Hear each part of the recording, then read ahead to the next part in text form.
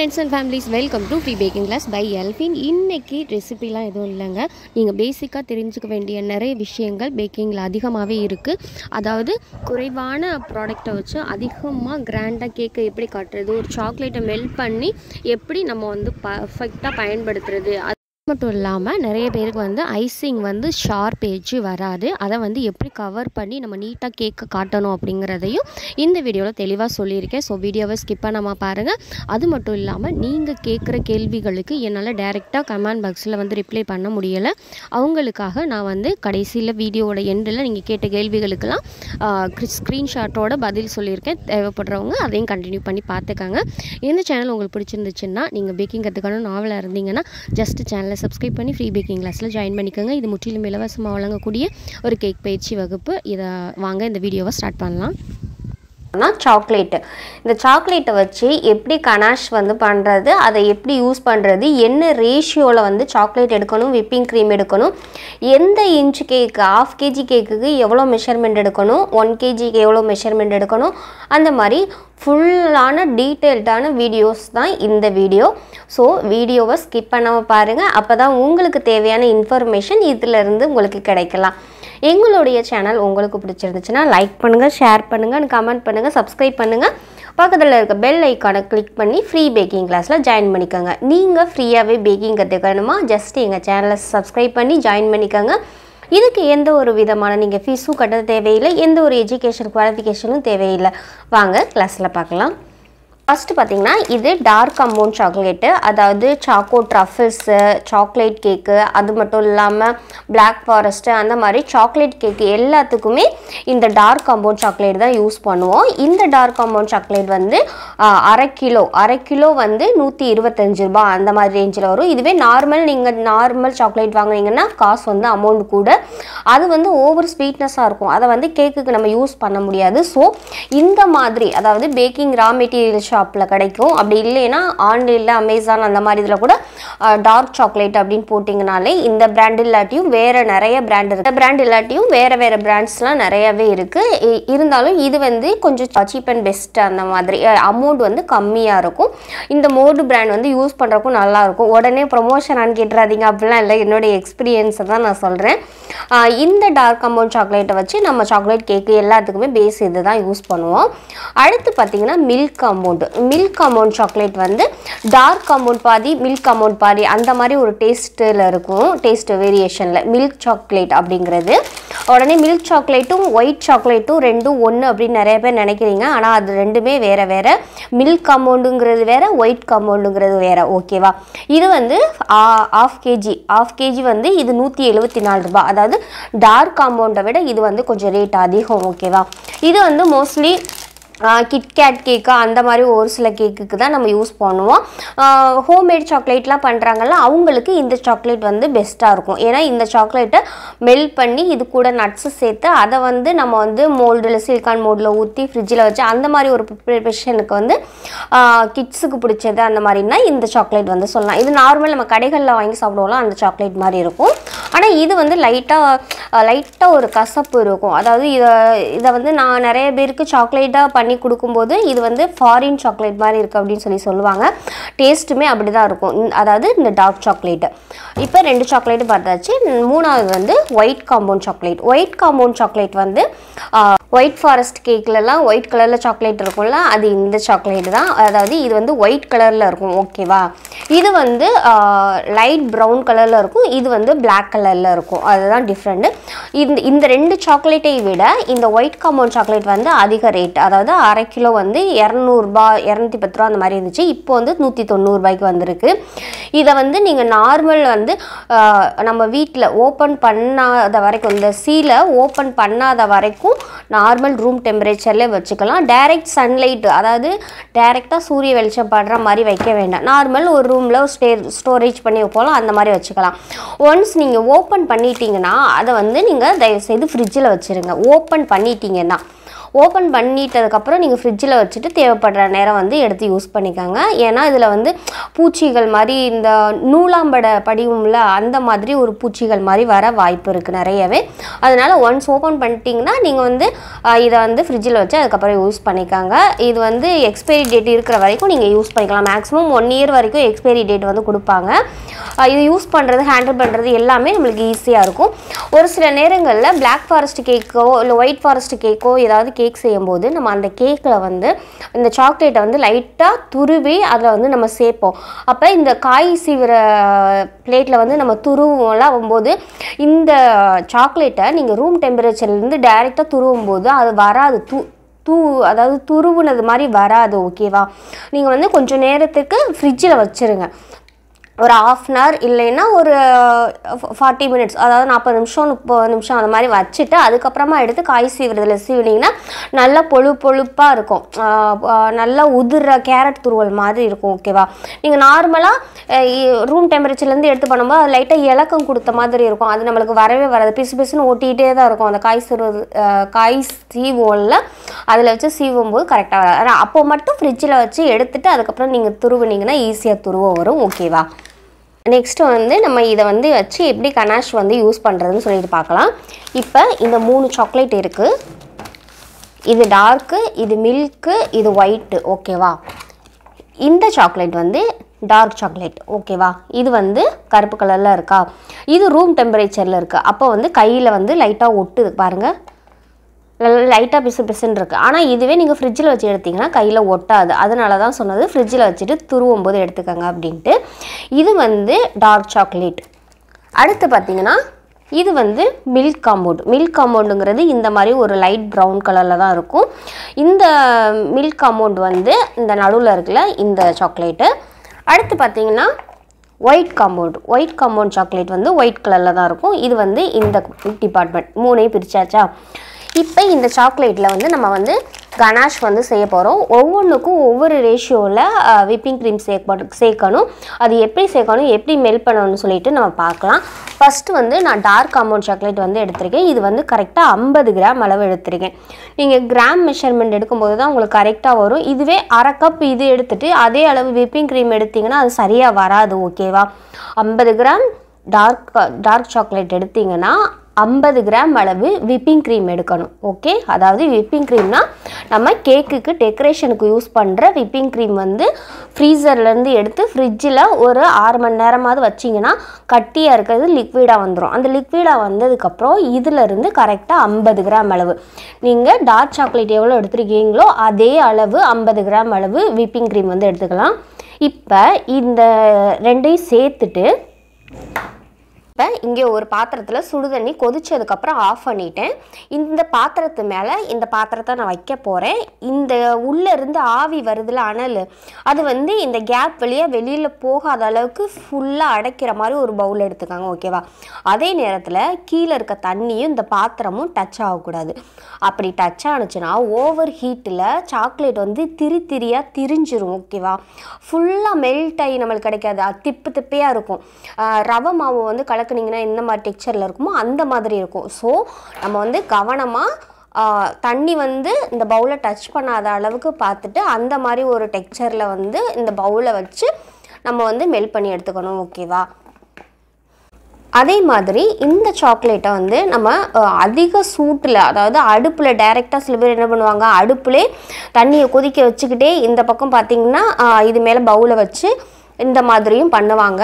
ஒரு சில நேரங்களில் வந்து அது கரெக்டாக வந்தாலும் இன்னொரு சில நேரத்தில் அப்படியே ஓவர் ஹீட்டுனால இது திரியாக திரிஞ்சு இதிலேருந்து எண்ணெய் மாதிரி தனியாக வந்துடும். சாக்லேட் தனியாக எண்ணெய் தனியாக அந்த மாதிரி சில ப்ராப்ளம்ஸ்லாம் வரும். நிறைய பேருக்கு வந்து நிறைய டவுட்ஸ் இருக்குது. அது எல்லாத்தையும் நீங்கள் கமெண்டில் கேட்குறீங்க. ஒவ்வொன்றா இந்த மாதிரி ஒவ்வொரு வீடியோஸ்லேயும் நான் கிளியர் பண்ணிட்டு தான் இருக்கேன். ஸோ முடிஞ்ச அளவுக்கு நான் கிளியர் பண்ணுறேன்னு நம்புகிறேன். வேறு ஏதாவது டவுட்னால் கேளுங்க. ஓகேவா? இப்போ பாருங்கள், இந்த மாதிரி ஒரு கட்டிகள் எதுவும் இல்லாத அளவுக்கு நம்ம வந்து கரைச்சி எடுத்துட்டோம். இப்போ வந்து கொஞ்சம் தண்ணியாக இருக்கிற மாதிரி தான் இருக்கும். ஏன்னா இது வந்து சூடோடு இருக்குல்ல.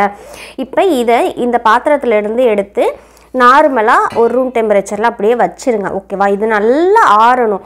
ஆறுனதுக்கப்புறம் தான் நம்ம வந்து கேக்கில் யூஸ் பண்ணணும். நீங்கள் சூடோடு எடுத்து பைப்பிங் பேக்கில் போட்டு நீங்கள் கேக்கில் ட்ரிப்பிங்கோ இல்லை மேலே கோட்டிங்கோ கொடுத்தீங்கன்னா கேக்கில் இருக்க க்ரீம் வந்து அப்படியே உருகி மெல்ட் ஆகி ஊற்றிடும். ஏன்னா அது வந்து ஜில்லுன்னு இருக்கும், இது வந்து சூடாக இருக்கும், அந்த ரீசனால். அதே மாதிரி இதை சீக்கிரமே ஜில்லுன்னு ஆக்கணும்னு சொல்லிட்டு நீங்கள் ஃப்ரிட்ஜில் வச்சிங்கன்னா ஃப்ரிட்ஜில் இருக்கும்போது இது வந்து ஓவர் கெட்டி ஆயிரும். அதாவது முறுக்கு புளியிற கன்சிஸ்டன்சி மாதிரி வந்துடும், நெருக்கி அந்த அளவுக்கு கொஞ்சம் கெட்டியாக வந்துடும். அதாவது இட்லி மாவு மாதிரி வந்துடும். ஆனால் ட்ரிப்பிங் கொடுக்குற அளவுக்கு வராது. அதனால நீங்கள் வந்து கரெக்டாக நார்மல் ரூம் டெம்பரேச்சர்லேயே ஆறணும். ஆறுனதுக்கப்புறமா கம்ப்ளீட்டாக சில்னஸ் வந்ததுக்கப்புறம் தான் நீங்கள் வந்து இதை யூஸ் பண்ணணும். இப்போ இதை நான் வச்சிடுறேன். நெக்ஸ்ட் வந்து நம்ம மில்க் அமௌண்ட்டு அதே மாதிரி மெல்ட் பண்ணிக்கலாம். இதுக்கு வந்து வேறு மெஷர்மெண்ட்டு, அதாவது இப்போ வந்து இதில் வந்து 50 கிராம் அளவு நான் மில்க் அமௌண்ட் சாக்லேட் எடுத்திருக்கேன்.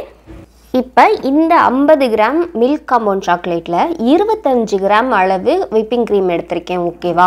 அதாவது 2:1 ரேஷியோ, அந்த ரேஷியோவில் எடுத்துக்கணும். அதாவது 2 பங்கு நீங்கள் சாக்லேட் எடுத்திங்கன்னா 1 பங்கு அளவு விப்பிங் க்ரீம் சேர்க்கணும். அதாவது இல்லைன்னா 1 பங்கு அளவு நீங்கள் சாக்லேட் எடுத்திங்கன்னா பாதி அளவு பங்கு விப்பிங் க்ரீம் எடுக்கணும். அதான் 2:1 ரேஷியோ. சாக்லேட்டு க்ரீம் அதான் 2:1. ஓகேவா? இப்போ இதை வந்து நம்ம மறுபடியும் மெல்ட் பண்ணி எடுத்துக்கலாம். அதே மாதிரி தான் டபுள் பாயில் மெத்தடில் சுடுதண்ணியில் பாத்திரம் படாத அளவுக்கு நம்ம வந்து மெல்ட் பண்ணி எடுத்துக்கலாம். இப்போ பாருங்கள், கட்டிகள் எதுவும் இல்லாத அளவுக்கு நல்லா ஒரு சில்கி ஸ்மூத்தாக நம்ம வந்து டபுள் பாயில் மெத்தடில் மெல்ட் பண்ணியிருக்கோம். இதுவும் பாருங்கள் கொஞ்சம் தண்ணியாக தான் இருக்குது, ஆனால் சூடு ஆறுனதுக்கப்புறம் இது வந்து கொஞ்சம் கெட்டியாயிரும். இப்போ இந்த மாதிரி மெல்ட் பண்ணதுக்கப்புறம் இதை எடுத்து தண்ணி இருக்க பவுல்லேருந்து எடுத்து நார்மல் ரூம் டெம்பரேச்சருக்கு வச்சுக்கலாம். அதே மாதிரி ஒயிட் காம்பவுண்ட் சாக்லேட் வந்து 50 கிராம் அளவு எடுத்திருக்கேன். அதே அளவு விப்பிங் க்ரீம் எடுக்கக்கூடாது. ஓகேவா? ஒயிட் காம்பவுண்ட் வந்து 50 கிராம் எடுத்துருக்கோன்னா விப்பிங் க்ரீம் வந்து கரெக்டாக 25 கிராம் அளவு எடுக்கணும். ஓகேவா? அதாவது 2:1 ரேஷியோ இதுக்கும். இதை வந்து டபுள் பாயில் மெத்தடில் நல்லா கட்டிகள் எதுவும் இல்லாத அளவுக்கு நல்லா மெல்ட் பண்ணி எடுத்துக்கணும். அதே சமயத்தில் டார்க் சாக்லேட்டும் மில்க் சாக்லேட் அந்த 2 சாக்லேட்டையும் விட சீக்கிரமாக வந்து இந்த ஒயிட் காம்பவுண்ட் சாக்லேட் வந்து மெல்ட் ஆயிரும். அதே மாதிரி கொஞ்சம் இது வந்து கொஞ்சம் சீக்கிரமே இலகிரும், அந்த மாதிரி ஒரு டெக்ஸ்சர் உடையது அது. ஆனால் மில்க் காம்பவுண்ட் வந்து கொஞ்சம் ரொம்ப லேட் ஆகும். ஆனால் டார்க் காம்பவுண்டும் ஒயிட் காம்பவுண்டும் ஓரளவுக்கு வந்து சீக்கிரமாகவே மெல்ட் ஆகி கிடச்சிரும். இப்போ இந்த மாதிரி கட்டிகள் எதுவும் இல்லாத அளவுக்கு நல்லா கலந்து எடுத்ததுக்கப்புறம் இந்த பவுலில் இருந்து எடுத்து நல்லா ஆற வச்சிடலாம். 3 சாக்லேட்டையும் மெல்ட் பண்ணி எடுத்துருக்கோம். ஆனால் இது வந்து கொஞ்சம் சூடாக இருக்குது. இதை வந்து நம்ம பைப்பிங் பேக்கில் சேர்க்கணும். அந்த பைப்பிங் பேக்கை எப்படி யூஸ் பண்ணுறதுன்னு இது சூடு ஆறுற வரைக்கும் நம்ம பார்த்துடலாம். இது பார்த்திங்கன்னா இருக்கிறதுலே பெரிய பைப்பிங் பேக். அதாவது இது வந்து ஐசிங் பண்ணுறதுக்கு அந்த இதுக்கு நம்ம யூஸ் பண்ணுறது. இது வந்து சின்ன பைப்பிங் பேக், அதாவது மீடியம் சைஸு. இன்னொன்று இருக்குது, இது வந்து ஸ்மால் சைஸ்ன்னு சொல்லிட்டு. இந்த மீடியம் அல்லது ஸ்மால் அந்த மாதிரி பைப்பிங் பேக்கை நீங்கள் எடுத்து இதில் வந்து கனாஷ் ஊற்றிட்டு நல்லா இந்த பக்கம் வந்து ஒரு முடிச்சோ அல்லது ரப்பர் பேண்ட் போட்டோ நீங்கள் யூஸ் பண்ணுங்கள். ஓகே, இல்லை ஆனால் இது வந்து நம்ம இப்படி ஹேண்டில் பண்ணும்போது இது வந்து கொஞ்சம் வந்து நம்மளுக்கு கம்ஃபர்ட்டாக இருக்காது. அதாவது இது கொஞ்சம் ஸ்டிஃபாக இருந்தால் தான் நம்மளுக்கு வந்து யூஸ் பண்ணுறதுக்கு ஈஸியாக இருக்கும். அதுவே நம்ம வந்து ஹோம்மேடாக ஒரு பைப்பிங் பேக் செய்யும்போது அது வந்து இன்னுமே கன்வீனியண்ட்டாக இருக்கும். நான் வந்து ட்ரிப்பிங் கொடுக்கும்போது மேக்ஸிமம் வந்து இந்த பைப்பிங் பேக்கில் யூஸ் பண்ண மாட்டேன். நான் வந்து பட்டர் பேப்பரில் தான் வந்து பைப்பிங் பேக் வந்து நானே செஞ்சு யூஸ் பண்ணுவேன். அது எப்படி செய்கிறதுன்னு நான் இந்த வீடியோவில் உங்களுக்கு சொல்கிறேன். இந்த மாதிரி ஸ்கொயர் டைப்பில் வந்து ஒரு பேப்பர் எடுத்துக்கோங்க. அதாவது பட்டர் பேப்பர் இருக்குல்ல, இந்த பட்டர் பேப்பரை இந்த மாதிரி 2 முனைகளையும் ஒரே மாதிரி வச்சு இந்த மாதிரி ஒரு கோடு போட்டு சரிசமமாக கட் பண்ணி எடுத்துக்கலாம். ஓகேவா? இதை வந்து இப்போ 2ஆக இப்படி வந்து இந்த ஒரு ஷீட் இந்த ஒரு ஷீட் தனியாக கட் பண்ணி எடுத்துக்கலாம். இப்போ இந்த ஸ்கொயராக இருக்க பேப்பரை நான் வந்து 2ஆக இந்த மாதிரி கட் பண்ணி எடுத்துட்டேன். ஓகேவா? இதிலேருந்து நம்ம ஒரு ஷீட்டை மட்டும் எடுத்துக்கலாம். இப்போ ஒரு ஷீட்டை முக்கோண ஷேப்பில் நம்ம பக்கம் வச்சுக்கணும். நம்ம முன்னாடி வந்து பார்க்கும்போது முக்கோண ஷேப் மாதிரி இருக்கணும். ஓகேவா?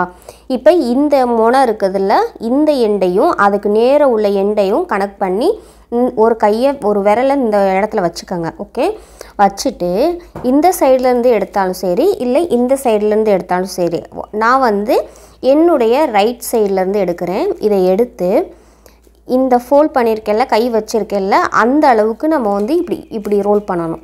ஓகேவா? இப்படி ரோல் பண்ணி இப்படி கொண்டு போகணும். ஓகே, கொண்டு போயிட்டு இன்னொன்று சுற்றணும். சுற்றிட்டு இந்த நீட்டிகிட்ருக்குல இந்த முனை மாதிரி இந்த முனை வந்து நீட்டிகிட்ருக்கும் வெளியில். அதை வந்து நீங்கள் என்ன பண்ணணும்னு நான் சொல்கிறேன். இந்த மாதிரி ரோல் பண்ணிடுங்க. ஸ்ட்ரெயிட் பண்ணிவிட்டு வரும்போது இந்த இதை இப்படி கையில் பிடிச்சிக்கோங்க. இந்த எட்ஜு மாதிரியே இந்த முனையோட எட்ஜு வெளியில் தெரியும். ஓகேவா? இந்த வெளியில் தெரிகிற எட்ஜை இப்படி வெளிப்பக்கமாக மடிச்சு விடணும். ஓகே, இது வந்து லாக் பண்ணுறது. உள் பக்கமாக இப்படி உள்ளே வந்து இந்த கோனுக்குள்ளே மடித்து விடக்கூடாது. வெளிப்பக்கமாக மடித்து விட்டிங்கன்னா இப்படி நிற்கும். ஓகேவா? தெரியுதா? இந்த முனையை நம்ம வந்து வெளிப்பக்கமாக மடித்து விட்ருக்கோம். இப்போ மடிச்சுட்டு மறுபடியும் இந்த எண்டையே நல்லா பிடிச்சிட்டு மறுபடியும் நம்ம வந்து சுற்றி எடுத்துக்கலாம். ஒரு கோன் மாதிரி சுற்றி எடுத்துருங்க. ஓகே, எடுத்ததுக்கப்புறம் இப்படி சுற்றினதுக்கப்புறம் 2 முனை வந்து நீட்டிகிட்ருக்கும். ஓகேவா?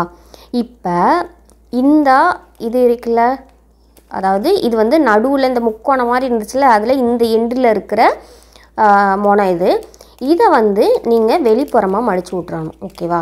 இந்த இதுக்கு இப்படி உள்ளே மடித்து விடக்கூடாது, வெளியில். ஓகேவா? இப்போ திருப்பி இந்த பக்கம் மடித்து லைட்டாக ப்ரெஸ் பண்ணிடுங்க, ஒரு அழுத்தம் கொடுத்துருங்க. இப்போ இது வந்து கடைசி எட்ஜு, கடைசியில் இந்த எட்ஜு. ஓகேவா? இந்த எட்ஜை உள்ளே மடித்து விடணும். ஓகே, பாருங்கள், உள்ளே அந்த முக்கோணம் இருக்குல்ல, அதுக்கு உள்ளே மடிச்சிருங்க. இப்போ ஆட்டோமேட்டிக்காக லாக் ஆயிடுச்சு. ஓகேவா? இப்போ இப்படி தான் இந்த கோன் இருக்கும். இப்போ இந்த கோனில் நம்ம வந்து ரெடி பண்ணி வச்சுருக்க கனாஷை சேர்த்துட்டு இந்த லைட்டாக அப்படி ப்ரெஸ் பண்ணிவிட்டு இப்படி க்ளோஸ் பண்ணிவிட்டு இப்படி ஒரு மடிப்பு, இப்படி ஒரு மடிப்பு. ஓகேவா? இப்படி மடிச்சுட்டு இப்போ நீங்கள் எழுதும்போது இது ஸ்டிப்பாக இருக்கும். அதே சமயத்தில் நம்மளுக்கு ஹேண்டில் பண்ணுறதுக்கும் மருதாணி கோன் போடுவோம்ல, அந்த மாதிரி ஹேண்டில் பண்ணுறதுக்கும் ரொம்பவே ஈஸியாக இருக்கும். எல்லா பேக்கரியிலையுமே யாருமே நாசில்ஸோ அல்லது பைப்பிங் பேக்கோ அந்த மாதிரி எதுவுமே யூஸ் பண்ண மாட்டாங்க. இது வந்து நான் சின்னதாக செஞ்சு காமிச்சிருக்கேன், அதாவது பட்டர் பேப்பரில். அவங்க வந்து பெரிய சைஸில் பட்டர் பேப்பர்லே இந்த மாதிரி கோன் செஞ்சுட்டு என்ன நாசில்ஸ் வேணுமோ அதை வந்து அதே ஷேப்பில் வந்து கீழே பட்டர் பேப்பரில் கட் பண்ணிவிட்டு அதுக்கப்புறம் அதை யூஸ் பண்ணுவாங்க. அவங்க மேக்ஸிமம் நாசில்ஸ்லாம் யூஸ் பண்ணுறதே இல்லை. ஆனால் இது வந்து யாருக்கும் தெரியாது. எல்லோரும் நம்ம நாசில்ஸ் யூஸ் பண்ணுறாங்க, பைப்பிங் பேக் யூஸ் பண்ணுறாங்க, அதெல்லாம் இருந்தால் தான் டெக்கரேஷன் பண்ண முடியும் அப்படிங்கிற ஒரு இன்டென்ட் வந்து எல்லாருக்குமே வந்துருச்சு. ஆனால் நீங்கள் நிறைய பேக்கரியில் போய் பார்த்தீங்கன்னா தெரியும், அவங்க வந்து மோஸ்ட்லி பட்டர் பேப்பரில் தான் டெக்கரேஷன் ஃபுல்லாக பண்ணுறாங்க. இந்த மாதிரி சிம்பிளாக செஞ்சு இதில் வந்து கனாஷ் ஊற்றிட்டு இப்படி க்ளோஸ் பண்ணிவிட்டு நம்ம யூஸ் பண்ணுறதுக்கு ரொம்பவுமே கம்ஃபர்ட்டாக இருக்கும். ஏன்னா இது ஸ்டிஃபாக இருக்கும். அப்போ நல்ல ஒரு திக்னஸில் இருக்கனால நம்ம இப்படி எழுதுறதுக்கும், இப்போ நீங்கள் வந்து பேர் எழுதுறீங்க அப்படின்னா இப்போ இந்த கையை வந்து சப்போர்ட்டு கொடுத்துக்கணும். சப்போர்ட் கொடுத்துட்டு இதில் நீங்கள் நோட்டில் வச்சு எழுதுகிற மாதிரியே இப்படி அழுத்தி இப்படி வந்து எழுதிக்கலாம். ஓகே, இப்படி எழுதுறதுக்கு ஈஸியாக இருக்கும், ஹேண்டில் பண்ணுறதுக்கு ரொம்பவே ஸ்மூத்தாக இருக்கும். அதனால தான் இந்த மாதிரி சின்ன பைப்பிங் பேக்கை வந்து நான் ரெஃபர் பண்ணுறேன். சாக்லேட் வந்து நல்லாவே ஆறிடுச்சு. நான் வந்து ஃபஸ்ட்டு வந்து டார்க் காம்பவுண்ட் சாக்லேட் இருக்குல்ல, அதை வந்து ஒரு பைப்பிங் பேக்கில் வந்து ஊற்றிக்கிறேன். இப்படி எல்லோரும் பண்ணுற மிஸ்டேக் என்னென்னா, இது சும்மாவே ஹேண்டில் பண்ணுவோம் அப்படின்னு சொல்லிட்டு பண்ணுவாங்க. அப்போ இங்கிட்டிருந்து பிதுங்கி இந்த வழியாக கைக்கு வந்து வெளியில் வந்து கை காலெலாம் இழுக்கிற மாதிரி ஆயிரும். எப்போதுமே நீங்கள் பைப்பிங் பேக்கில் ஊற்றுனதுக்கப்புறம் இந்த இடத்துல இந்த மாதிரி சுருட்டி ஒரு நாட் போட்டுருங்க. ஓகேவா? ஒரு நாட் போடுங்க. இல்லைன்னா ஒரு லப்பர் பேண்டு அந்த மாதிரி ஹேர் பேண்டு வச்சு கூட நீங்கள் இந்த மாதிரி இறுக்கமாக போட்டுட்டிங்கன்னா உங்களுக்கு கைக்கு வந்து வராது, ஈஸியாக இருக்கும் ஹேண்டில் பண்ணுறதுக்கு. இப்போ இதில் வந்து நம்ம வந்து சின்னதாக ஒரு கட் பண்ணிக்கலாம். இந்த மாதிரி ஒரு சின்னதாக ஒரு ஹோல் போட்டதுக்கப்புறம் நம்ம வந்து ட்ரிப்பிங் கொடுத்துடலாம்.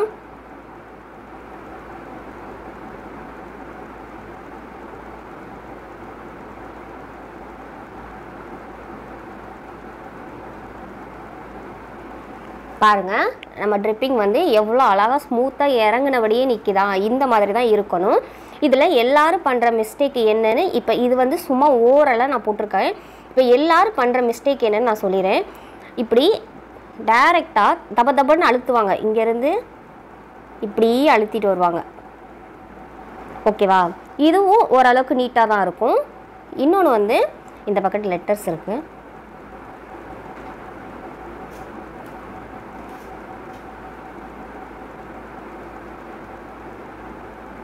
இந்த மாதிரி வளைவாக கொடுக்கும்போது அது எவ்வளோ நீட்னஸாக தெரியுது பாருங்கள்.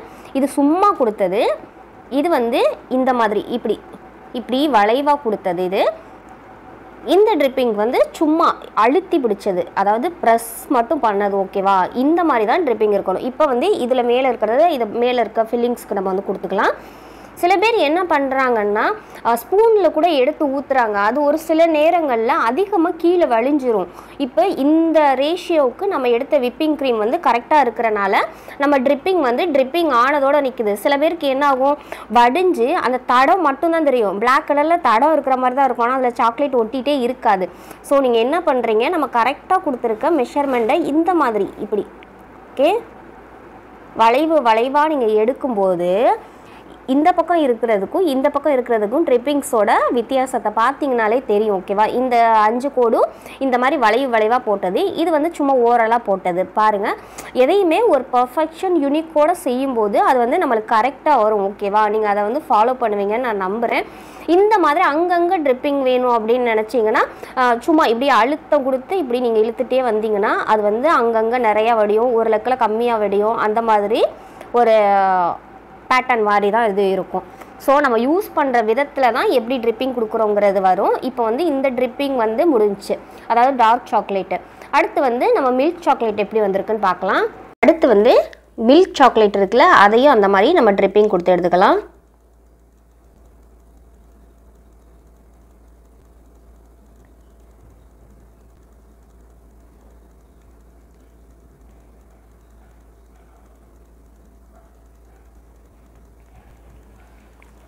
பாருங்கள், நம்ம ட்ரிப்பிங் வந்து எவ்வளோ அழகாக நீட்டாக வந்திருக்குன்னு. அது வடிஞ்சபடியே நிற்கிது பாருங்கள். அந்த சாக்லேட் இந்த சைட்லேருந்து பார்த்தீங்கன்னா தெரியும், அதை எவ்வளோ அழகாக நிற்கிது, அந்த ட்ராப்போடு நிற்கிது பாருங்களே. அதுதான் நம்மளுக்கு வந்து ஹைலைட்டு. இல்லை நீங்கள் வெறுமனே கோடு மட்டும் போடணும் அப்படின்னா இந்த இடத்துல வச்சுட்டு ஒரு அழுத்தம் கொடுங்க. உங்களுக்கு எந்த அளவுக்கு நீளம் வேணுமோ அந்த அளவுக்கு அழுத்தம் கொடுத்துட்டு அதோட ஸ்டாப் பண்ணிவிட்டு எடுத்துருங்க. நெக்ஸ்ட்டு வந்து அதே மாதிரி ஒரு அழுத்தம் கொடுத்துட்டு எந்த அளவுக்கு ட்ராப் வேணுமோ அதோட எடுத்துக்கலாம். அதாவது எனக்கு ஃபுல்லாக ஃபில்லிங்ஸ் வேண்டாம், சும்மா ட்ராப் மட்டும் தெரியணும் அப்படின்னா இந்த மெத்தடை வந்து நீங்கள் ஃபாலோ பண்ணுங்கள்.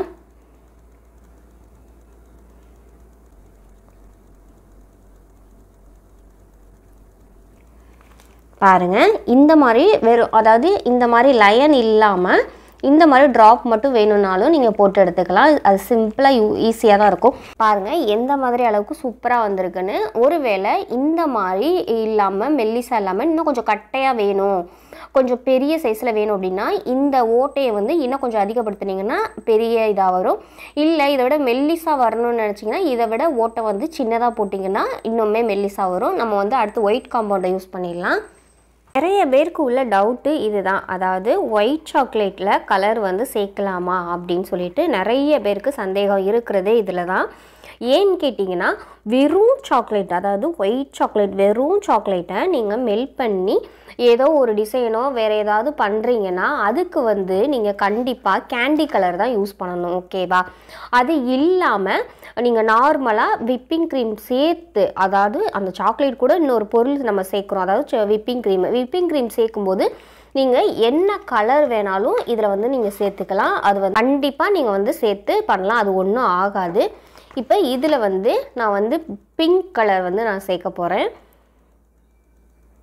இல்லை உங்களுக்கு க்ரீன் கலர், லிக்விட் கலர், எந்த கலர் வேணாலும் சேர்த்துக்கலாம். விப்பிங் க்ரீம் சேர்க்குறனால நம்ம கலர் சேர்க்கக்கூடாது அப்படின்லாம் இல்லை. இந்த மாதிரி இதை வந்து நான் கலந்து எடுத்துக்கிறேன்.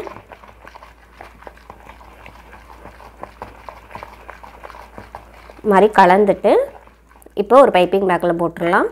இது நேரில் பார்க்கும்போது நல்லா பிரைட் பிங்காக இருக்குது, ஆனால் கேமராவில் பார்க்கும்போது ஆரஞ்சு கலர் மாதிரி இருக்குது, லைட் ஆரஞ்சு கலர் மாதிரி. இப்போ வந்து பைப்பிங் பேக்கில் சேர்த்து எடுத்துக்கலாம்.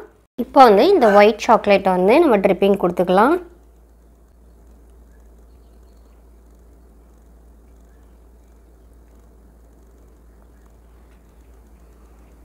பாருங்கள் எந்த அளவுக்கு நீட்டாக வந்திருக்குன்னு. இந்த முத்தாக வந்து நிற்கணும், அதுதான் ஒரு பர்ஃபெக்ட்டு கனாஷ்க்கு வந்து நீங்கள் பர்ஃபெக்டாக பண்ணியிருக்கீங்கன்னு அர்த்தம். நான் வந்து வாஷ் பண்ணிட்டு வந்தேன்னா அதில் வந்து தண்ணி இருந்திருக்கு, துடைக்காமல் விட்டுட்டேன். அது வந்து பாருங்கள் லைட்டாக தண்ணி இருந்தனால இந்த இடத்துல வந்து சல்லுன்னு கீழே போயிடுச்சு. நீங்களும் அந்த தப்பு பண்ணிடாதீங்க. இப்போ பாருங்கள் லைட் ட்ரிப்பிங் மட்டும் கொடுக்குறோம்.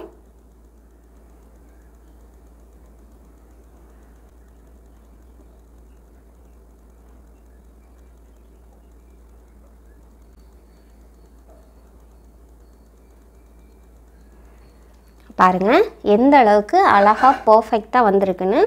நம்ம ட்ரிப்பிங் கொடுக்குறதுல தான் இருக்குது. சித்திரமும் கைப்பழக்கம் செந்தமிழும் நாப்பழக்கம்னு சொல்கிற மாதிரி கை நம்ம வந்து ப்ராக்டிஸ் பண்ண தான் எல்லாமே பர்ஃபெக்டாக வரும். ஸோ வந்து ப்ராக்டிஸ் பண்ணுறத வந்து நிறுத்திடாதீங்க. ப்ராக்டிஸ் பண்ணாமலே வரலைன்னு சொல்லிட்டும் சொல்லாதீங்க. ஒருவேளை இந்த மாதிரி கவர் பண்ணுறாருந்தாலும் இந்த மாதிரி அந்த ஐஸ்கிரீம்லலாம் வலியும்ல அந்த மாதிரி கவர் பண்ணுறாருந்தா லைட்டாக அப்படி ப்ரெஷ் பண்ணிகிட்டே வந்து அழுத்தி ப்ரெஷ் பண்ணணும். அப்படி பண்ணும்போது இந்த மாதிரி பர்ஃபெக்டாக வரும். அதாவது இந்த மாதிரி ட்ரிப்பிங்கும் போடலாம், இந்த மாதிரி ட்ரிப்பிங்கும் போடலாம், இந்த மாதிரி டாட் ட்ரிப்பிங்கும் போடலாம். வேலையெல்லாம் ரொம்பவே கஷ்டமாக இருக்குது. இவ்வளோ ப்ராசஸ் பண்ணணுமா, இதுக்கு வந்து வேறு ஏதாவது மெத்தட் இருக்குது அப்படின்னு சொல்லிட்டு கேட்டிங்கன்னா கண்டிப்பாக இருக்குது. அதாவது நியூட்ரல் ஜெல்னு சொல்லுவாங்க, கிளேஸ்ன்னு சொல்லுவாங்கள்ல, அதுதான் இது. வந்து இந்த மாதிரி இருக்கும். அதாவது கார்ன்ஃப்ளவர் மாவை வந்து தண்ணியில் கொதிக்க வச்சு எடுத்தால் எப்படி இருக்கும், இந்த தண்ணி மாதிரி கொஞ்சம் கண்ணாடி மாதிரி அந்த மாதிரி கிளேஸாக இருக்கும். இதோட ரேட் வந்து 1 kg அந்த மாதிரி தான் கிடைக்கும். இது ரேட் வந்து 265 ரூபா. இது பேக்கிங் ரா மெட்டீரியல் ஷாப்லேயே இருக்கும். அதே மாதிரி இதுக்கு எக்ஸ்பைரி டேட்டும் 1 year கொடுத்துருப்பாங்க. இதை வந்து நார்மல் ரூம் டெம்பரேச்சர்லேயே யூஸ் பண்ணலாம். ஃப்ரிட்ஜில் வைக்கணும்னு அவசியம் இல்லை. ஓப்பன் பண்ணதுக்கப்புறமும் ஃப்ரிட்ஜில் வைக்கணும்னு அவசியம் இல்லை. ஓகேவா? மாதிரி இதோட இன்னொரு இன்ஸ்ட்ரக்ஷன் என்னென்னா, இது வந்து ஹீட் இருக்கிற இடத்துல வைக்கக்கூடாதுன்னு சொல்லியிருப்பாங்க. அதாவது டைரக்ட் சன்லைட், அதாவது சூரிய வெளிச்சத்துக்கு நேரமும் வைக்கக்கூடாது, அதே மாதிரி அடுப்பு ஹீட்லேயும் இருக்கக்கூடாது. இது நார்மல் ஒரு ரூம் டெம்பரேச்சரில் தான் மெயின்டைன் பண்ணணும். இப்போ வந்து இதை வந்து நம்ம எடுத்துக்கலாம். இதில் வந்து எந்த ஃப்ளேவருமே இருக்காது, எந்த ஒரு மனம் இருக்காது. ஓகேவா? இது பிளெயினான மனமாக இருக்கும். இந்த மாதிரி கண்ணாடி மாதிரி இருக்கும். இதை வந்து நான் ஒரு 2 டேபிள் ஸ்பூன் அளவுக்கு எடுத்துக்கிறேன். ஓகேவா? இந்த மாதிரி டெக்ஸ்சரில் தான் இருக்கும். இதில் வந்து நீங்கள் என்ன ஃப்ளேவர் வேணுமோ, இப்போ மேங்கோ கேக்குனா மேங்கோ ஃப்ளேவர் எசன்ஸ் இருக்குல்ல, அதை கொஞ்சோண்டு சேர்த்துட்டு நீங்கள் என்ன கலர் வேணுமோ அதை வந்து நீங்கள் எடுத்துக்கலாம். அதே மாதிரி இதில் வந்து இனிப்பு டேஸ்ட்டு மட்டும்தான் இருக்கும். லைட்டாக இனிப்பும் ஒரு புளிப்பு கலந்த டேஸ்ட்டும் இருக்கும். அது நல்லா தான் இருக்கும். வேறு எந்த ஃப்ளேவரும் இது வந்து கொடுக்காது. இப்போ வந்து இதில் வந்து நம்ம வந்து இப்போ வந்து கொஞ்சம் எனக்கு இது கெட்டியாக இருக்கிற மாதிரி இருக்குது. இதில் வந்து நான் ஒரு 1/2 டீஸ்பூன் அளவு தண்ணி சேர்த்துக்கிறேன். நம்ம கன்வீனியன்ட், அதாவது நம்மளுக்கு ட்ரிப்பிங் கொடுக்குற அளவுக்கு டெக்ஸ்சர் வரணுங்கிறதுக்காக கொஞ்சமாக தண்ணி, அதாவது சுடு தண்ணியாக அந்த மாதிரிலாம் இல்லை, நார்மல் நம்ம குடிக்கிற வாட்ரு, நார்மல் ஜில்னஸில் இருக்கும்ல அந்த டைமில் எடுத்து யூஸ் பண்ணணும். சூடான தண்ணியை இதில் சேர்க்கக்கூடாது. ஓகேவா? இதில் வந்து நான் ஆரஞ்சு கலர் வந்து கொடுக்க போகிறேன்.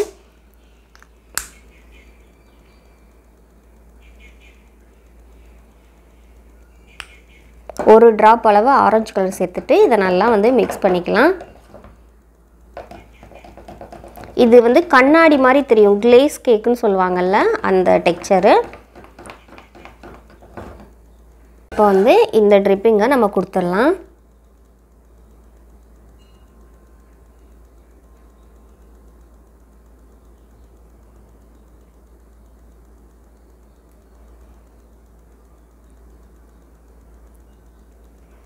பாருங்கள் ட்ரிப்பிங் வந்து எவ்வளோ அழகாக அந்த முத்தாக நிற்கிது பாருங்கள். இந்த அப்படி எல்லா ட்ராப்புமே கீழே டைரெக்டாக வடிஞ்சு போகாமல் முத்தாக நம்மளுக்கு நிற்கணும். அப்போ தான் வந்து நீங்கள் வந்து பர்ஃபெக்டாக பண்ணியிருக்கீங்கன்னு அர்த்தம்.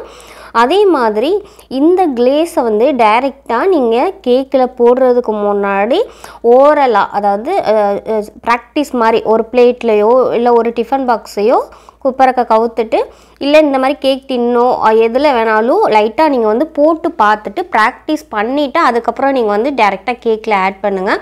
அப்போ வந்து உங்களுக்கு பர்ஃபெக்டாக இருக்கும். ட்ரிப்பிங் கொடுக்க இந்த கிளேஸ் வந்து அவ்வளோ அழகாக ஸ்மூத்தாக வரும். நம்மளுக்கு ஹேண்டில் பண்ணுறதுக்கு ஈஸியாக வரும். பெரிய பெரிய டாட்டா போட்டாலும் சரி, சின்ன சின்ன டாட்டா போட்டாலும் சரி, பார்க்குறதுக்கும் அழகாக இருக்கும். நம்மளுக்கு அதை நம்ம பார்த்தாலே தெரியும் நம்ம பர்ஃபெக்டாக பண்ணியிருக்கோம். இந்த சைட்லேருந்து இப்படி பாருங்கள், இது எவ்வளோ அழகாக ட்ராப்பாக நிற்கிது. இந்த அளவுக்கு பர்ஃபெக்டாக வந்துச்சுனாலே போதும். நீங்கள் வந்து முக்கால்வாசி பேக்கிங் இதிலே முடிஞ்சு. நெக்ஸ்ட் வந்து ஐசிங் பண்ணுறது தான், அப்புறம் நாசில்ஸ் யூஸ் பண்ணுறது தான். அதெல்லாம் சிம்பிள் தான். அதுக்கும் நிறைய வந்து ஆப்ஷன் இருக்குது, ப்ராக்டிஸ் இருக்குது. நான் அதை எல்லாத்தையும் நெக்ஸ்ட் கிளாஸஸில் அப்லோட் பண்ணுறேன்.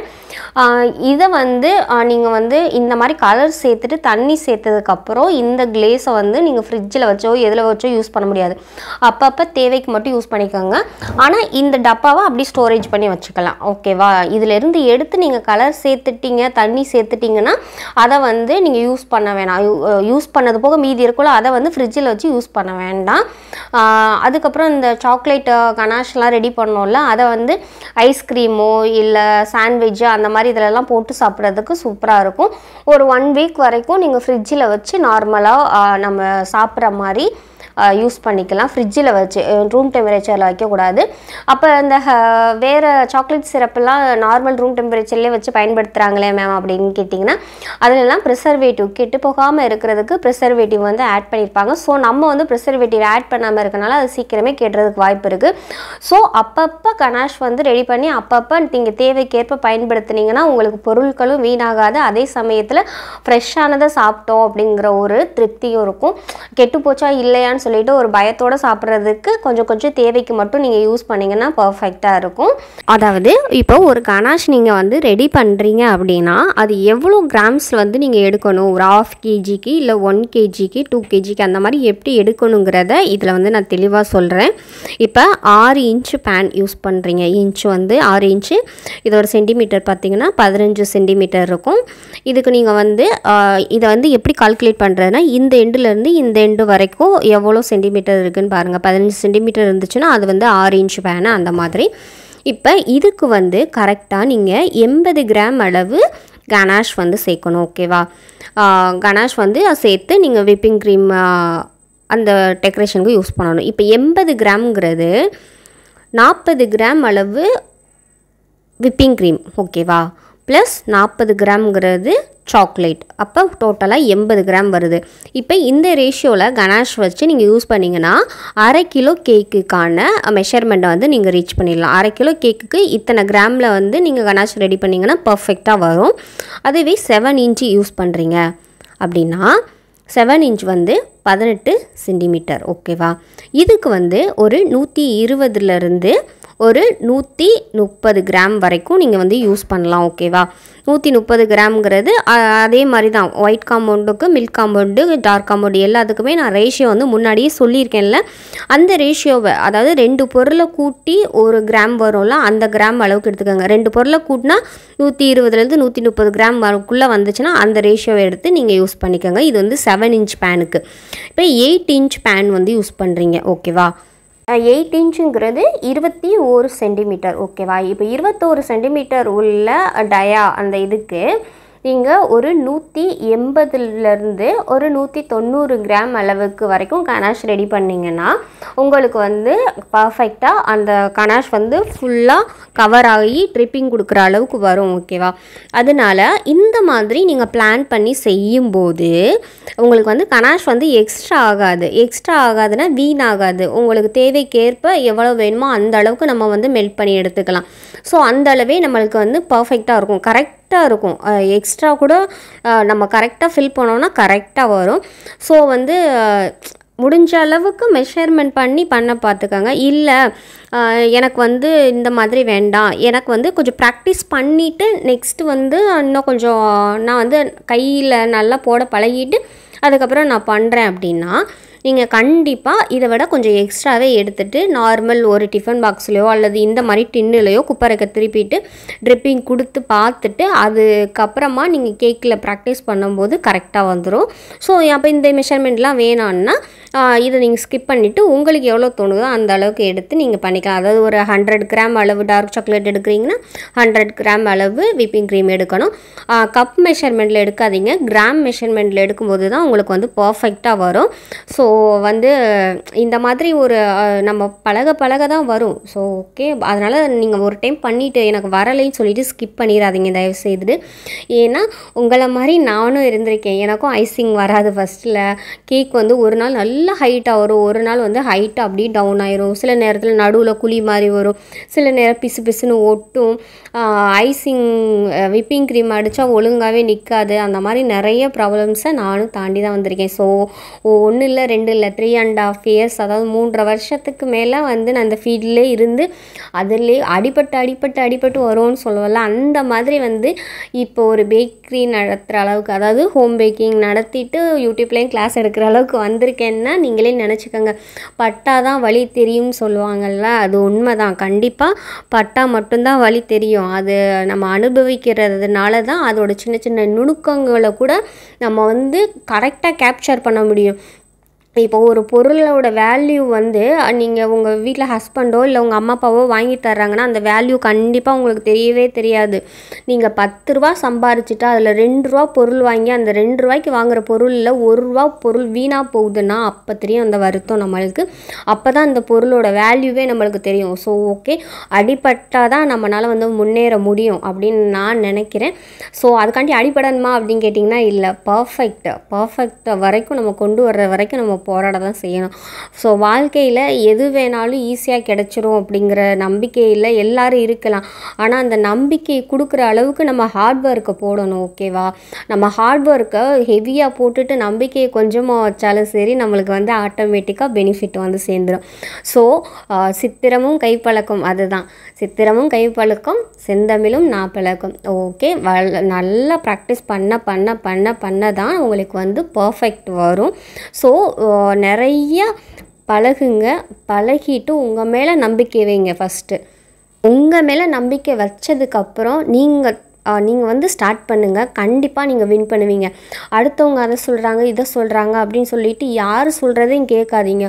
உங்கள் மனசுக்கு எது சரின்னு படுதோ அதை வந்து நீங்கள் தைரியமாக செய்யுங்க. ஃபஸ்ட்டு கமாண்ட் என்னென்னா, ஒரு சிஸ்டர் வந்து ஒரு விப்பிங் க்ரீம் பாக்கெட் வாங்கிட்டு, அதாவது அந்த 1 kg பாக்ஸ் வாங்கிட்டு ஃப்ரீசரில் வச்சுட்டு அதுக்கப்புறமா ஒரு நாள் எடுத்து அவங்க யூஸ் பண்ணுறாங்க. யூஸ் பண்ணும்போது அது வந்து ஒரு க்ரீமியான கன்சிஸ்டன்சி மாதிரி வராமல் லிக்விட் அதாவது எப்படி சொல்கிறது, வளவளப்பான ஒரு தன்மை மாதிரி, அதாவது இந்த வழுக்கி விழுகிற மாதிரி, அல்வா மாதிரி சொல்லப்போனால் எக்ஸாக்டாக வழுக்கி விழுகலாம் அந்த மாதிரி வளவளப்பான தன்மையில் இருக்குன்ட்டு நம்மள்ட்ட சொல்கிறாங்க. அப்போ நான் கேட்டேன், அந்த மாதிரி பிரச்சனை எப்போ வரும் அப்படின்னு நீங்கள் நோட் பண்ணிங்கன்னா, நீங்கள் க்ரீமை ஃப்ரீசர்லேருந்து எடுத்து டைரெக்டாக யூஸ் பண்ணிங்கன்னா, அதாவது நம்ம வந்து எப்போதும் ப்ரொசீஜர் என்னென்னா ஃப்ரீசர்லேருந்து எடுத்து ஃப்ரிட்ஜில் வச்சுட்டு அது வந்து கூலிங், அதாவது அந்த கட்டி மாதிரி இருக்கிற க்ரீம் வந்து மெல்ட் ஆகி லிக்விடாக வந்ததுக்கப்புறம் தான் நம்ம எடுத்து யூஸ் பண்ணி பீட் பண்ணும்போது தான் அந்த மாதிரி வரும். நீங்கள் டைரெக்டாக எடுத்து அவசரத்தில் அந்த கட்டி மாதிரி இருக்கிறதோடய ஸ்பூனில் அள்ளி போடுற அளவுக்கு, அதாவது ஐஸ்கிரீம் அள்ளி சாப்பிடுவோம்ல அந்த மாதிரி டெக்ஸ்சர் வரைக்கும் அள்ளி நீங்கள் ஒரு பவுலில் போட்டு பீட் பண்ணி எடுத்திங்கன்னா அந்த மாதிரி வளவளப்பாக வரும். நான் அப்போ அவங்கள்ட்ட திருப்பி கேட்டேன், அதாவது நீங்கள் வந்து லிக்விடாக ஆனதுக்கப்புறம் பீட் பண்ணிங்களான்னு சொல்லிவிட்டு அவங்கள கேட்டிருந்தேன்.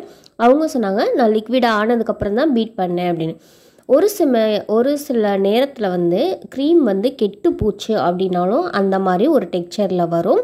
ஏன்னா நம்ம ஊரில் வந்து கரண்ட் வந்து ப்ராப்பராக இருக்கிறது இல்லை. அதாவது நம்மளுடைய ஃப்ரிட்ஜு கெப்பாசிட்டி வந்து ஓரளவுக்கு தான் தாங்கும்.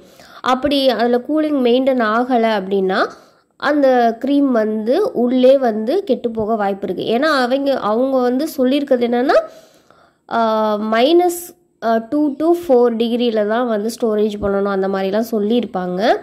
ரொம்ப ஃப்ரீஸ் ஆகிற இடத்துல தான் நம்ம வச்சுருக்கணும். அப்படி வச்சுருந்தா தான் அது கெடாது அப்படிம்பாங்க. அப்போ லிக்விடாகவே இருந்தது, அதாவது லிக்விடானா வளவளப்பான ஒரு தன்மையில் இருக்குன்னா கண்டிப்பாக அந்த க்ரீம் வந்து கெட்டு போச்சு. ஒருவேளை நீங்கள் யாராவது அந்த மாதிரி யூஸ் பண்ணுறதா இருந்தால் அந்த மாதிரி க்ரீமாக நல்லா பொங்கி வரணும். ஆனால் பீட் பண்ணும்போது லைட்டாக பபிள்ஸாக வரும். ஆனால் நீங்கள் பீட் பண்ண அது ரைஸ் ஆகி, அதாவது நிறைய பொங்கி வந்து க்ரீமி, அதாவது இந்த உளுந்து மாவு ஆட்டும்போது பொங்கி அப்படியே ஒரு சாஃப்டாக இருக்கும் தெரியுமா, அந்த மாதிரி டெக்ஸ்சரில் பொங்கி வரணும். அப்படி வந்தால் தான் க்ரீம் வந்து கெடலை நார்மலாக இருக்குதுன்னு அர்த்தம். அதுக்கப்புறம் இந்த கமெண்ட் வந்து அவங்களுக்கு போதுமானதாக இருக்கும்னு நான் நினைக்கிறேன். நெக்ஸ்ட்டு ஒருத்தவங்க கேட்டிருந்தாங்க, இன்னொரு சிஸ்டர் வந்து நம்மள்கிட்ட கேட்டிருந்தாங்க, அதாவது விப்பிங் க்ரீமில் ஏர் பபிள்ஸ் வருது அப்படின்னு. இதை வந்து நான் வந்து நேற்று வீடியோவில் சொல்லலை, அதாவது மறந்துட்டேன் ஆக்சுவலி.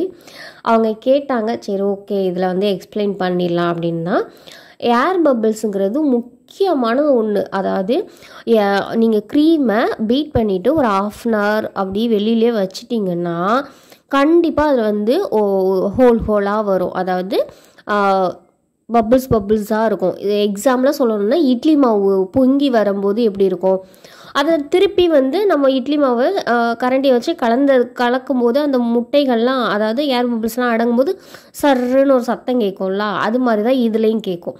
அதாவது அதில் ஏர் பபிள்ஸ் இருக்கிறது தெரியும், அந்த சவுண்டு வரும்.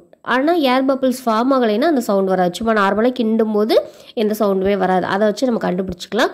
அதே மாதிரி முட்டையாக இருக்குமா, நம்ம எடுத்து க்ரீமை வந்து அப்ளை பண்ணோன்னா அது வந்து அங்கங்கே திட்டாக ஓட்டையாக இருக்கும்.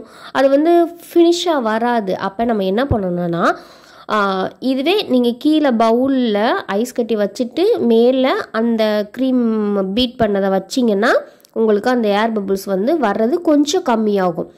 அதாவது ஒரு 1/2 அன் ஹவரில் வருதுன்னா இதில் வந்து ஒரு 3/4 மணி நேரம் இல்லைன்னா 1 ஹவர் கழித்து வர்ற மாதிரி அந்த மாதிரி இருக்கும்.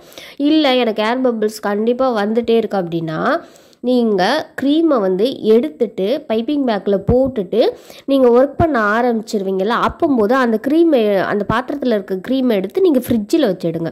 ஃப்ரிட்ஜில் வச்சுட்டு மறுபடியும் நீங்கள் ஃப்ராஸ்டிங் பண்ணும்போது அதை எடுத்து மறுபடியும் யூஸ் பண்ணுங்கள். மறுபடியும் அதில் ஏர் பபிள்ஸ் வருது அப்படின்னா நல்லா சில்லுன்னு ஃப்ரிட்ஜில் சத்த நேரம் வச்சுட்டு நல்லா கூலிங் ஆனதுக்கப்புறம் கீழே ஒரு பாத்திரத்தில் தண்ணியில் ஐஸ் கட்டி போட்டுட்டு அந்த விப்பிங் க்ரீம் பாத்திரத்தையே வச்சுட்டு பீட்டரை வச்சு மறுபடியும் ஒரு 30 செகண்ட் அளவுக்கு பீட் பண்ணிங்கன்னா கண்டிப்பாக ஏர் பபிள்ஸ் வந்து கம்மியாயிரும். ஏர் பபிள்ஸே இருக்காது. மறுபடியும் நீங்கள் பீட் பண்ணணும். அந்த ஏர் பபிள்ஸை மறுபடியும் வராமல் இருக்க நீங்கள் ஃப்ரிட்ஜில் வைக்கணும். அதுதான் கான்செப்ட்டு.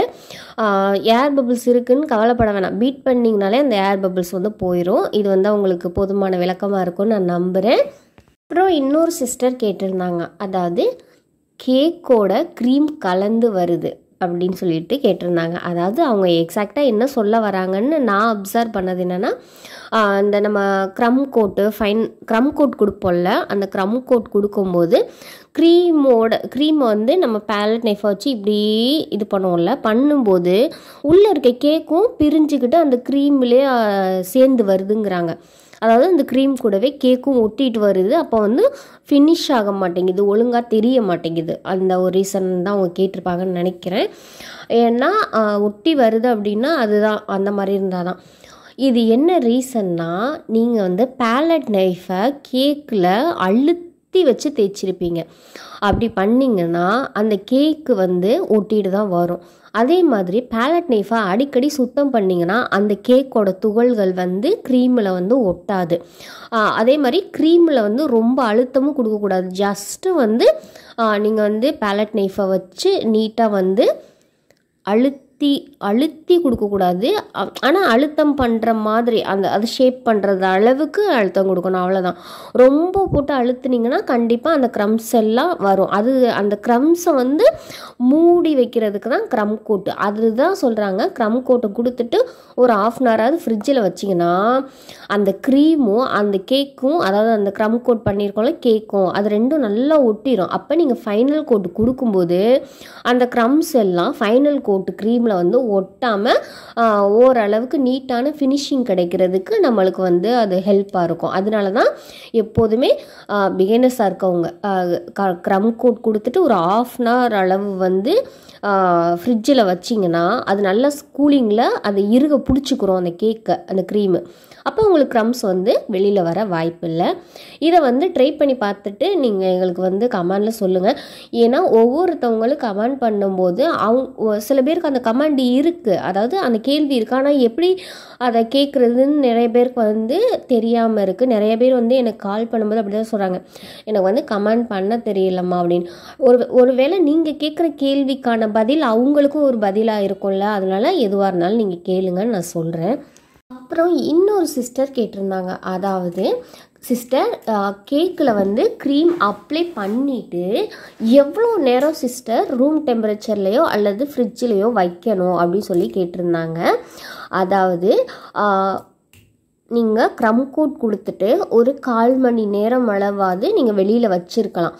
ஏன்னா அப்போதைக்கு அந்த கேக் வந்து அவ்வளவுக்கா கூலிங் இருக்காது, கூலிங் இல்லாமல் தான் இருக்கும். ஒரு சில நேரங்களில் லைட்டாக தான் கூலிங் இருக்கும், ரொம்ப கூலிங் இருக்காது. அப்போ வந்து அந்த க்ரீம் வந்து மெல்ட் ஆகிறதுக்கு அதிக வாய்ப்பு இருக்குது.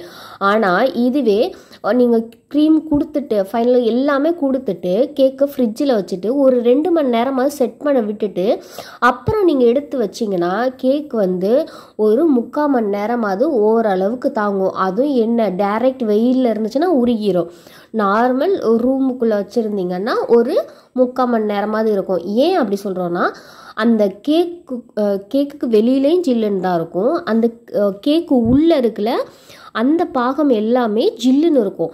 அப்போ ஜில்லுன்னு இருக்கனால கொஞ்சம் கொஞ்சமாக தான் கூலிங் வந்து வெளியில் போகும், அதாவது கூலிங் டெம்பரேச்சர் போய் நார்மல் டெம்பரேச்சர் வர ட்ரை பண்ணும். அப்போ உள்ள கூலிங் இருக்கும்போது அது அவ்வளோ சீக்கிரம் வெளியில் விடாது. அந்த கூலிங் இருக்கிறனால க்ரீம் வந்து அவ்வளோதுக்காக மெல்ட் ஆகாது.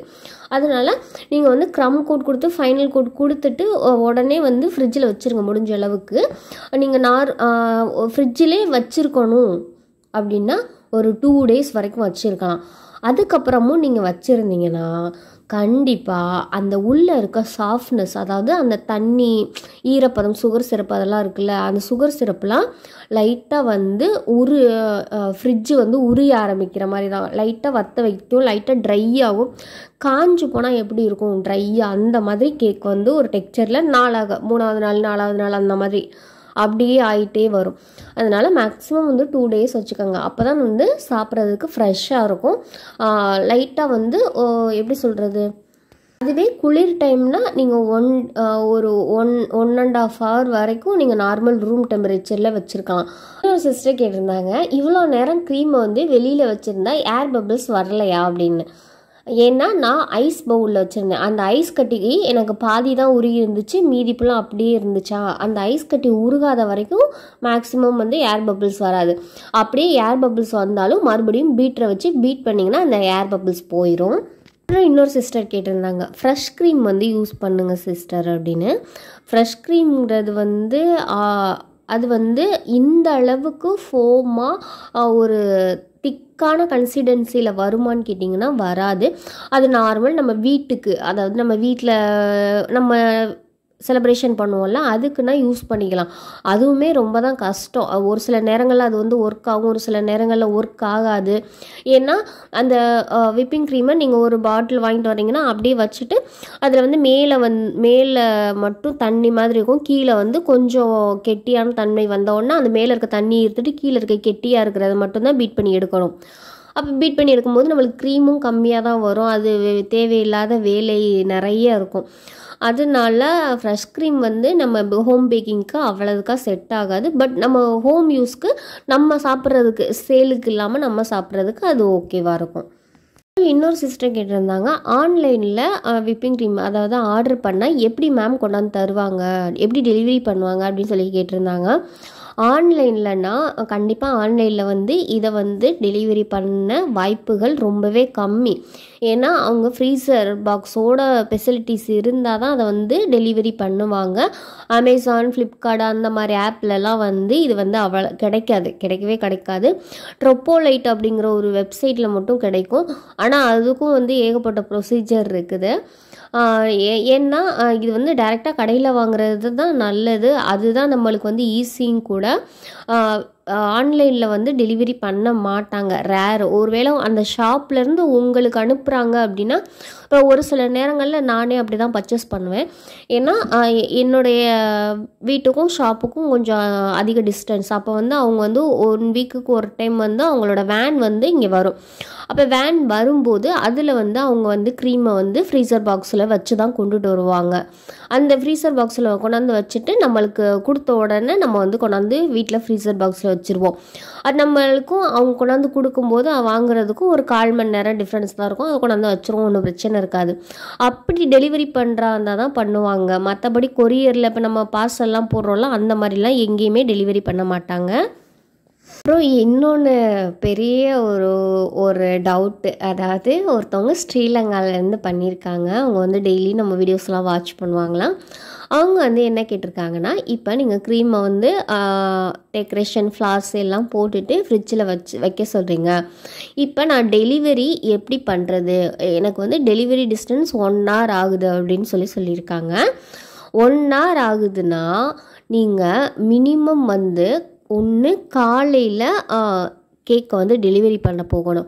அப்படி இல்லையா ஈவினிங் வந்து டெலிவரி பண்ண போகணும். மத்தியான நேரத்தில் டெலிவரி பண்ண போனீங்கன்னா வெயில் அடிக்கிறதுல க்ரீம் வந்து மெல்ட் ஆகி உருகி ஊற்றிடும். அப்போ நீங்கள் ஒரு 1 hour உங்களுக்கு ட்ராவலில் இருக்கணும்னா ஒரு 3 hours ஆகுது, 3 to 4 hours, அதாவது 3 to 4 மணி நேரமாவது நீங்கள் அந்த கேக்கை ஃப்ரிட்ஜில் வைக்கணும்.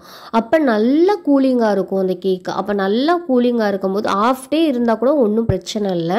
ஏன்னா நல்லா கூலிங் ஆகிடுச்சுன்னா அந்த கேக் வந்து அவ்வளோ சீக்கிரத்தில் மெல்ட் ஆகாது. அப்போ வந்து நீங்கள் சேஃபாக டெலிவரி பண்ணலாம். அதே மாதிரி காலையில் தான் டெலிவரி கொடுக்கணும். அப்படி இல்லைன்னா ஈவினிங் டெலிவரி கொடுக்கணும். வெயில் அதிகமாக இருக்கும்போது டெலிவரி பண்ணாதீங்க. அதை வந்து அவாய்ட் பண்ணிங்கனாலே உங்கள் க்ரீம் வந்து மெல்ட் ஆகாது, சேஃபாக போய் டெலிவரி ஆகிடும். அப்புறம் இன்னொரு சிஸ்டர் கேட்டிருந்தாங்க, அக்கா அதாவது க்ரீமை வந்து எல்லா கேக்குக்கும் க்ரீம் சேர்த்ததுக்கப்புறம் ஃப்ரிட்ஜில் வைக்கணுமா அப்படின்னு. நீங்கள் க்ரீம் எந்த கேக்குக்கு சேர்த்தாலுமே அந்த கேக்கை வந்து நீங்கள் ஃப்ரிட்ஜில் வைக்கணும். இல்லை க்ரீம் எதுவும் கொடுக்கல, வெறும் பிளெயின் கேக்காக இருக்குன்னா அதை வந்து ஃப்ரிட்ஜில் வைக்க தேவையில்லை. க்ரீம் கொடுத்து ஒரு 1/2 hour வரைக்கும் தான் மேக்ஸிமம் தாங்கும். ரொம்ப வெயிலாக இருந்தால், இல்லைன்னா 3/4 மணி நேரம் 1 hour தாங்கும். அதுக்கு மேலே வந்து தாங்குமான்னு கேட்டிங்கன்னா தாங்காது. க்ரீம் வந்து உருகி ஐஸ்கிரீம், எக்ஸாம்பிளாக சொல்லணும்னா நம்ம வந்து சின்ன கப்பில் வந்து ஐஸ்கிரீம் சாப்பிடுவோம்ல, அந்த கப்பில் வந்து கொஞ்சம் நேரம் அப்படியே வச்சுருந்தோன்னா அந்த ஐஸ்கிரீம் வந்து தண்ணி ஆயிரும், அந்த மாதிரி ஆயிரும். அதனால எந்த க்ரீம் வந்து கேக்கில் சேர்த்திங்கனாலும் அந்த கேக்கை வந்து ஃப்ரிட்ஜில் தான் வைக்கணும். அப்புறம் இன்னொரு சிஸ்டர் வந்து கேட்டிருந்தாங்க, அக்கா கேக்கை வந்து ஃபினிஷ் பண்ணதுக்கப்புறம் க்ரீம் மெல்ட் ஆகாதா? நிறைய பேர் இதை தான் கேட்குறீங்க. அது வந்து ஒரு 3 to 4 hours ஃப்ரிட்ஜில் வச்சு எடுத்திங்கன்னா கண்டிப்பாக க்ரீம் வந்து மெல்ட் ஆகாது. அப்புறம் இன்னொரு சிஸ்டர் கேட்டிருந்தாங்க, சிஸ்டர் எக்லெஸ் கேக் வந்து க்ரீம்லாம் அப்ளை பண்ணிவிட்டு ஃப்ரிட்ஜில் வச்சா கொஞ்சம் ஹார்டாக இருக்குதுன்னு சொல்கிறாங்க அப்படின்னு. நீங்கள் நார்மல் மெத்தடு படி, அதாவது தயிர் வச்சு ஆயில் வச்சு நீங்கள் பண்ணும்போது அது வந்து கொஞ்சம் வந்து ஹார்டாக தான் இருக்கும் ஃப்ரிட்ஜில் வச்சதுக்கப்புறம் லைட்டாக. அதுனா ரொம்ப ஹார்டாகுமான்னு கேட்டிங்கன்னா இல்லை. ஆனால் இதுவே வெறும் கேக் ஜெல்லை பீட் பண்ணிவிட்டு அதை வந்து நீங்கள் கேக் மாதிரி பண்ணிங்கன்னா அது வந்து ஓரளவுக்கு ஹார்டாக இல்லாமல் இருக்கும். ஆனால் நான் வந்து கேக் ஜெல் யூஸ் பண்ணி பண்ணுறதை ரெஃபர் பண்ண மாட்டேன். நெக்ஸ்ட்டு பார்த்திங்கன்னா எக்லெஸ் கேக் ப்ரீமிக்ஸ்ன்னு நிறைய கிடைக்கிது. அதாவது அது வந்து எதில் யூஸ் பண்ணுறாங்க அப்படின்லாம் எனக்கு தெரியாது, ஏன்னா நான் அதை யூஸ் பண்ணதில்லை. ப்ரீமிக்ஸ்னால் அதாவது கெமிக்கல் இருக்குமோ அப்படின்னு சொல்லி கேட்டிங்கன்னா அது எனக்கு தெரியலை ஆக்சுவலி, ஏன்னா நான் யூஸ் பண்ணதானே சொல்லணும். ஆனால் நிறைய ஹோம் பேக்கர்ஸ் வந்து சொல்கிறாங்க, என்னுடைய நான் பர்ச்சேஸ் பண்ணுற கடையிலே நிறைய பேர் சொல்லுவாங்க, அதாவது அந்த கேக் ப்ரீமிக்ஸ்னால் மாவு எல்லாமே கலந்துருக்கும். அதில் வந்து அவங்க குறிப்பிட்ட ஆயிலும் தண்ணியும் சேர்ந்து பீட் பண்ணி பேட்டரை வந்து இதில் அதாவது ஓவனில் வச்சு எடுத்தோன்னா நம்ம ஸ்பாஞ்ச் கேக் மாதிரியே வருது அப்படின்னு சொல்லியிருக்காங்க. அந்த மாதிரி தான் எல்லாருமே மோஸ்ட்லி பண்ணுறாங்க. அந்த மாதிரி பண்ணும்போது அவங்களுக்கு கேக் வந்து ஹார்ட் ஆகாது. ஆனால் எக்லெஸ் கேக்குங்கிறது கொஞ்சம் ஹார்டாக தான் செய்யும். அதுக்கு ஒன்றும் பண்ண முடியாது. ஏன்னா ஒன்று கேக் ஜெல் யூஸ் பண்ணணும், அப்படி இல்லைன்னா ப்ரீமிக்ஸ் அந்த மாதிரி தான் பண்ணணும். நார்மலாக நம்ம வந்து கர்டு அதாவது தயிர் வச்சு பண்ணும்போது லைட்டாக வந்து கொஞ்சம் ஹார்டாக தான் செய்யும். அது ஒன்றும் பண்ண முடியாது சிஸ்டர். நெக்ஸ்ட் வந்து நிறைய பேர் கேட்குறது என்னென்னா, ரெகுலராக வீடியோ போடுங்க மேம் அப்படின்னு சொல்லிட்டு கேட்குறீங்க. ஆக்சுவலி வந்து நான் நிறைய வீடியோவில் சொல்லியிருக்கேன். 2 வந்து குட்டி குழந்தைங்க 2 பேரையும் சமாளிச்சுட்டு அவங்க வந்து கோஆப்ரேட் பண்ணால் நான் வீடியோ எடுப்பேன். அந்த மாதிரி ஒரு இன்டென்ஷன் தான். மற்றபடி பாப்பா தூங்கும்போது தான் நான் வீடியோஸ் வந்து மேக் பண்ணுவேன். இப்போ வந்து பாப்பா ஒழுங்காக கோஆப்ரேட் பண்ணலைன்னா என்னால் எடுக்க முடியாது. நைட்டு வந்து நான் கேக் பேக்கிங் அதாவது ஆர்டர்ஸ்க்கான வேலையெல்லாம் நான் நைட்டு தான் பார்ப்பேன்.